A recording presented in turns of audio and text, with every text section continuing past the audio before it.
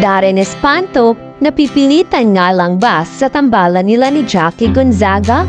Welcome to Showbiz Updates! It's Chika time! Now na!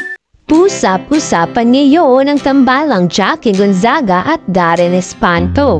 Ngunit ayon nga sa mga netizens na parang napipilitan lang si Darren sa kanilang tambalan ni Jackie. Di umano ay pilit silang nilalapit ni Vice Ganda at tinutupso nga sila ng mga kasamahan nilang co-host sa It's Showtime.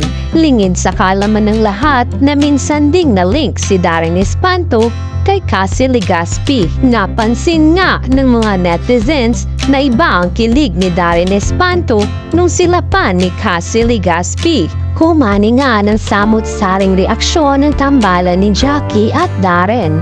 Ayon nga sa mga netizens na bagay si Jackie at Darren. Ngunit iilan ding netizens ang nagsasabi na hindi sila bagay dahil mas matanda si Jackie Gonzaga kay Darren Espanto. Lingid sa kalaman ng lahat na Ate Jackie ang tawag ni Darren kay Jackie Gonzaga.